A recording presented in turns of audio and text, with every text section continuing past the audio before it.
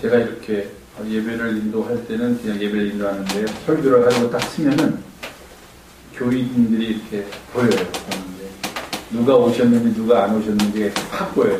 교인이 너무 많아서. 그렇지만 제가 머리가 좋아서 다 기억해요. 그래서 이렇게 자리를 딱 보면 누가 못 오셨구나 누가 못 오셨구나. 그런데 오늘 사모님이 편찮게도 못 오셨네요. 그리고 차경희 집사님도 안배는 것 같고 주재영 교수님 이렇게 너무 보이니까 이래서는 안 되는데 이러면 이제 심적으로 제가 갑자기 설교를 해야 되는데 이분들이 왜 안 오셨을까 그냥 이렇게 걱정이 되고 염려가 되고 그러는데 오늘은 또 반갑게 인지하고 우리 임순자 권사님 지난주에 못 뵈었는데 이렇게 오늘 보니까 반갑고 제가 바라기는 좀 이런 증상이 없어져야 돼요. 이런 증상이 없어지려면 많아가지고서 누가 왔는지 안 왔는지 이게 목사가 이게 한눈에 봐서는 안 보여야 돼요. 그냥 오셨구나 이렇게 돼야지 이게 이 증상이 없어지지. 인원이 적으면은 매번 이렇게 딱 쓸 때마다 저기 왜 비었지? 저기가 왜 비었지? 비어서는 안 되는데 이런 느낌이 들더라고요. 전도 열심히 합시다. 아니 제가 그 얘기를 하려는 것보다도 우리 임순자 권사님하고 오늘은 인지를 보니까 참 반가운데 사모님이 편찮으셔서 못 나오셨다니까 또 그것도 걱정되고 염려되고 좀 그러네요. 10월입니다. 오늘 10월 첫째 주일 이제 본격적으로 춥다는 소리가 나오는 계절이 된 것 같아요. 아침 저녁만이 아니라 낮에도 그렇게 덥지 않은 그런 때가 된 것 같습니다. 계절이 바뀔 때 늘 건강에 조심하시면서 편안하게 하루하루 지내시기를 바라겠습니다. 같이 기도하시고 하나님의 말씀 나눕니다. 사랑이 많으시고 은혜가 풍성하신 우리들의 주님, 오늘도 저희가 예배에 참석하고 또 주님의 말씀을 듣는 자리로 들어갑니다. 주께서 우리와 함께 하시고 우리에게 은혜를 베푸사 주의 말씀 속에서 하늘의 신비를 깨닫는 복된 시간이 되게 인도하여 주시옵소서. 말씀을 전하는 이도 가리워 주시옵고 전하는 이나 듣는 이나 모두 겸손히 주의 말씀에 무릎 꿇고 그 말씀을 받아들이는 은혜의 시간이 되게 도와주시옵소서. 우리 구 예수님의 이름으로 기도하옵나이다. 아멘. 오늘은 좀 어려운 단어를 목사님이 썼어요. 잘 모르는 거 여러분이 평소에는 거의 안 쓰는 단어. 이거는 영어를 잘하는 사람들도 잘 모르는 단어예요.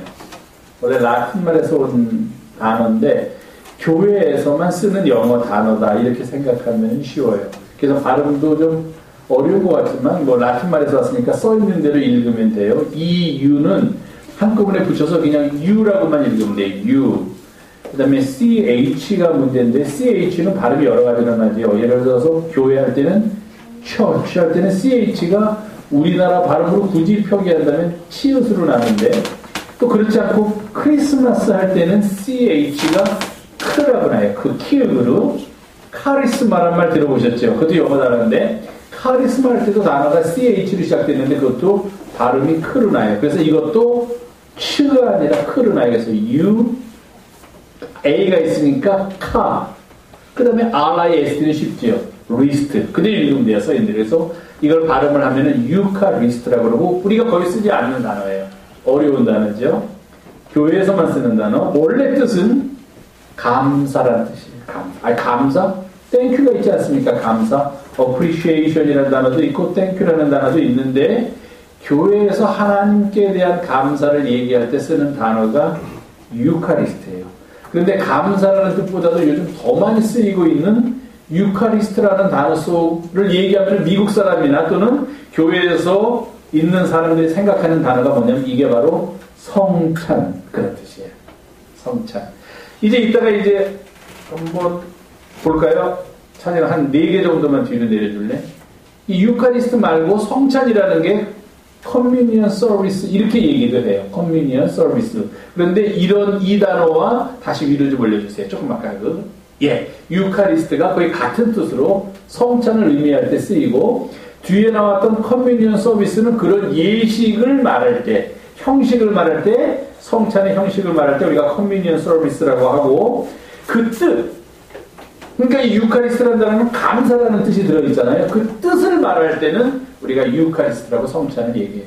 오늘은 그래서 우리가 매달마다 거의 한 번씩 성찬을 하는데 우리 아동부 여러분들이 뭐 잘 아시겠지만 한 번 더 성찬이 뭔가 하는 것을 얘기해 주려고 목사님이 이 단어를 택했어요. 유카리스트, 성찬이에요. 우리가 하나님한테 예배 드릴 때 두 가지가 있어야지만 예배가 완성된다, 그렇게 얘기를 해요. 예배가 완성되려면 뭔가 이렇게 빠진 것 같지 않고 완성되려면 두 가지가 있어야 되는데, 하나는 강단에서 선포되는 설교 말씀이 있어야 되고, 또 하나는 성찬식이 있어야 된다. 그러니까 예배를 제대로 하려면은 설교도 있고 성찬도 있어야 된다, 그렇게 이야기를 해요. 옛날에는 캐톨릭에서는 지금도 그러는데 예배에서 설교는 거의 안 해요. 요즘은 신부님들이 강론을 좀 해요. 근데 옛날에는 강론이 거의 없었고 그냥 복잡하게 이렇게 읽는 게 많았어요. 뭐 주고받으면서 읽는 게 한참 많고, 무릎 꿇고 일어났다가 섰다가 앉았다가 누웠다가는 없고요. 어쨌든 뭐 그게 굉장히 많아요. 여러분이 한번 미사에 참석을, 심지어는 결혼식 미사도요. 우리는 결혼식 하면은 그냥 식장에서 하면은 거기 일하는 사람이, 저도 결혼식장에서 주례를 한두 번 해봤는데 막 와가지고서 몇 시까지 끝나야 됩니다, 이거부터 얘기해요. 목사님들 말이 많고 설교를 길게 하는데 이따까지 반드시 끝내셔야 됩니다라고 막 얘기를 해요. 그러다 보니까 막 우리는 그냥 결혼식장에서 예배하면은, 결혼 예식을 하면 한 30분에 끝내야 되잖아요. 거기에 주례사도 들어가야 되고 모도 들어가야 되고 모 찬송도 불러야 되고 모도 해야 되니까 막 이 예배를 인도하는 사람이 정신이 없어요. 그냥 막 일사천리로 나가야 돼요, 연습을 해서. 근데 캐톨릭 결혼미사에 참석하신 분 있겠지만, 캐톨릭에서는 앞에, 결혼 예식을 할 때 앞에 신랑과 신부가 앉을 수 있는 의자가 있어요. 그 말은 뭐예요? 앞으로 이 예식은 길 것이다 하는 걸 얘기해 주는 거예요. 그래서 중간에 너무 기니까 한 2시간 정도 하면 신랑 신부가 힘드니까 앉아야 돼. 근데 우리는 결혼은 사실은 예배가 아니에요. 근데 캐톨릭에서는 결혼도 미사예요, 예배예요. 그래서 그 사람들은 결혼식을 할 때 뭘 하냐면은 성찬식을 해요.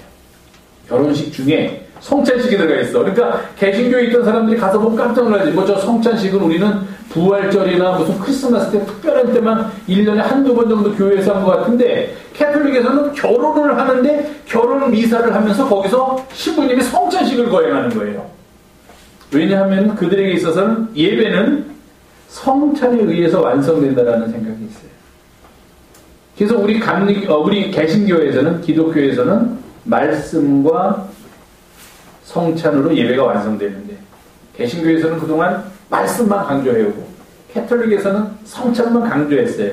그러다가 이제 사람들이 서로 반성을 하면서 이렇게 해서는 예배의 바른 모습이 아니다, 우리가 두 가지를 다 해야 된다. 그래서 개신교에서는 주로 설교를 하지만 가능한 한 성찬 예식을 많이 거행하려고 하고, 캐톨릭에서는 성찬을 하지만 요즘은 또 강론 시간을 조금씩 늘려가면서 말씀의 선포도 중요시 여깁니다. 이제 그게 얘기고요. 성찬은 뭐냐면, 예수님께서 제자들하고 같이 3년 동안 이제 다니시면서 아픈 사람도 고쳐주시고, 하나님 나라에 대해서 설교도 해주시고, 힘든 사람들, 어려운 사람들한테 복음을 전하고 그렇게 다니시다가 이제 십자가에서 돌아가실 때가 됐어요. 십자가에서 돌아가신다는 말은 로마 군인들이, 당시 유다는 로마의 식민지였으니까 로마 군인들이 와서 예수님을 잡아가서 십자가에 달려서 예수님을 죽이는 처형을 하는 거예요. 사형하는 거예요. 예수님한테 사형을 하는 거예요. 그게 언제 일어났냐면은 금요일날 새벽에 일어나요. 근데 금요일날 새벽 전 목요일날, 유대인들 중에서는, 유대인들한테는 가장 큰 명절인 유월절이에요. 우리말로 하면 거의 추석과 같은 명절이에요. 그래서 그 다음날 새벽에 예수님이 돌아가실 텐데, 그 사실을 예수님 말고는 아무도 몰랐어요. 설마 이렇게 즐거운 잔칫날, 우리가 선생님하고 더불어서 맛있는 빵도 먹고 포도주도 먹고 음식도 먹는 그런 날 다음 새벽에 우리 선생님이 잡혀가서 죽으실 것이다, 사형을 당하실 것이다 라는 것은 아무도 생각도 하지 못하고서, 이제 우리나라 말로 하면 추석 명절을 지키기 위해서 예수님과 그의 12 제자들 한 자리에 모였어요. 미리 준비한 자리에서 큰 상이 있고, 그 상 위에는 유대인들이 먹는 빵과 유대인들이 먹는 음료수, 포도주가 있고, 또 다른 몇 가지 먹을 거 이렇게 있었어요. 그들이 잔치를 벌일 때 차리는 음식들이에요. 그러니까 제자들도 들뜨고, 아니 우리도 추석 뭐 명절이면 나들 마음에 들뜨잖아요. 그래서 이제 막 식사를 하려는 순간에, 이제 물론 유대인들이니까 하나님한테 기도를 하고서 식사를 시작하는데 예수님이 우리말로 하면 잠깐만 기다려라 그런 거예요. 오늘은 내가 이 명절 음식을 우리가 함께 먹기 전에 너희들에게 할 일이 있다 그런 거예요. 선생님이 무슨 얘기를 하시려는 걸까? 명절을 우리가 지금 이렇게 기쁜 마음으로, 우리뿐만 아니라도 제자들뿐만 아니라 다른 사람들도 이제 명절이 되니까 다들 그냥 가족들 만나고 모여서 같이 음식 차려서 먹고 하는 그런 분위기인데 우리 선생님이 무슨 말씀을 하시려는 걸까 하고 제자들이 귀를 기울였더니 그때 그 앉은 자리에 그냥 뭐 특별히 준비한 게 아니에요. 특별히 준비한 게 아니라 우리말로 하면 밥그릇 있고 국그릇 있고 반찬들 있는 그런 거하고 똑같은 거예요. 그들이 먹는 일상적인 음식, 빵이 있고 포도주가 있었는데 예수님께서 그 빵 하나 드신 거예요. 그럼 보통 때는 그냥 빵 들어서 이렇게 잘라서 내가 먹을 만큼 잘라서 내가 먹고 놓으면은 또 다음 사람이 들어서 다른 사람이 또 잘라서 먹고 이렇게 하면서 서로 나누면서 먹는 자리인데 예수님이 딱 드시더니 이것은 빵을 이렇게 드시더니 이것을 떼어서 가지시고, 이제 우리가 성찬할 때 나와요. 가지시고 그것을 브레이크 깨트린 다음에 조금씩 떼어서 제자들에게 돌려주시는 거예요. 평소에는 선생님이 이런 것을 안 했는데 이게 웬일일까 그랬더니 뭐라고 하시냐면 예수님, 이것은 내가 너희를 위해 내어주는 나의 몸이다. 이제 내가 이 땅에서 이렇게 한 식탁에 너희들과 같이 앉아서 식사를 하는 게 오늘이 마지막이다. 제자들이 의아했죠. 왜 오늘이 마지막이야? 이런 6월절 명절은 1년에 한 번씩 돌아오는데, 그리고 이런 6월절 명절이 아니더라도 내일도 또 우리가 같이 먹을 거고 모레도 먹을 거고 여태까지 같이 먹었는데 왜 마지막일까? 예수님은 당신이 돌아가실 걸 아셨기 때문에, 주님은. 그래서 떡을 떼어서 제자들에게 주시면서 받아 먹어라 그랬어요. 그러면서 뭐라고 그러냐면은 이것은 내가 너희들을 위해서 내어주는 내 살이다. 그 다음에 먹고 난 다음에 포도주가 있으니까 포도주에도 또 감사 기도를 드리신 다음에 제자들에게 주시면서 말씀을 또 하세요. 지금 이게 포도주로 보이지? 그러나 이것은 포도주가 아니라 내가 너희를 위해서 내어주는 내 피다.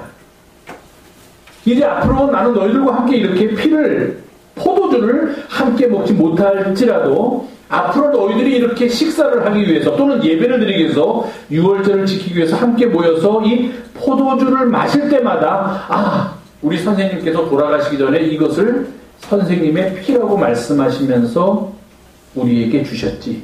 이것은 선생님의 피구나 라고 그것을 생각하면서 마셔라. 그리고 이러한 일들을 너희들이 앞으로 내가 없더라도 계속해서 행하라. 이렇게 말씀하셨어요. 제자들이 깜짝 놀랐죠. 갑자기 살을 주고 피를 준다는 게 무슨 말이야? 자, 무슨 말이에요? 예수님이 떡을 주면서 이건 내 살이다. 예수님이 포도주를 주면서 이것은 내 피다 그러셨어. 그건 무슨 뜻이에요? 무슨 뜻이냐면 예수님은 실제로 제자들을 위해서 자신의 모든 것을 아낌없이 다 주고 싶으셨어. 그래서 내가 줄 수 있는 최고가 뭐냐면 내 몸까지 주는 거예요. 옛날에 우리 그런 동화 있었죠. 뭐 먹을 게 너무 없어가지고서 뭐 이렇게 자기 뭐 살을 잘라가지고서 뭐 자식한테 먹이고 부모님 드리고 그랬다. 동화가 있는 것처럼 내가 지금 예수님은 제자들을 너무 사랑하시기 때문에 모든 것을 다 주고 싶은데 모든 것을 다 주려면 어디까지 줘야 되냐면 내 몸까지 다 주고 싶은 거야. 예수님의 마음은 주고 싶은 거야. 근데 예수님하고 예수님의 제자들이 식인종이 아니지요. 사람의 고기를 먹을 수가 없잖아. 그렇다고 예수님이 정말 사랑하니까 그래 내가 너희들한테 내 살까지 줄게 그래가지고 칼을 들고서 살을 뚝 잘라가지고서 줄 수는 없잖아요. 그러면 내 피를 줄게 하면서 막 살을 여기 잘라주고 피를 짜가지고 제자들한테 줄 수는 없잖아요. 그러니까 그것은 뭐냐면 왜 떡을 가지고 내 살이고 포도주를 가지고 내 피라고 말씀하시냐면 나는 이렇게 너희들을 위해서 내 모든 것을 너희들을 너무 사랑하기 때문에 나의 모든 것을 다 너희들을 위해서 주기를 원한다. 그런데 실제로 그렇게 진짜 살하고 진짜 피를 줄 수는 없지 않느냐. 그래서 대신 내가 여기 있는 이 빵과 여기 있는 포도주를 내 살과 내 피로 너희들한테 주고 난 다음에 이제 나는 너희들의 죄를 구원해 주기 위해서, 너희들을 죄에서 구원해 주기 위해서 십자가에 달려서 내 생명까지도 내놓겠다. 이렇게 말씀하신 거예요. 그게 성찬이에요.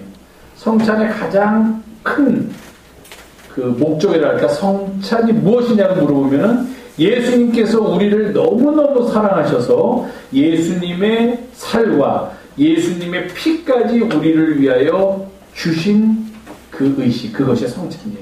그러니까 지금 우리는 비록 빵이지만, 비록 포도주지만, 이것을 빵을 받아서 마시고 포도주를 받아서 빵을 받아서 먹고 포도주를 받아서 마실 때 거기서 무엇을 느끼느냐 하면은, 이거는 주님께서 우리를 위해 주신 살이고, 이것은 주님께서 나를 위해 흘리신, 나를 위해 주신 피구나. 그 말은 뭐예요? 이게 실제로 살과 피가 아니더라도 그 속에 담겨있는 예수님의 우리를 향한 사랑이 얼마나 큰가 하는 것을 우리가 깨닫는 그 시간이 바로 성찬의 시간이에요.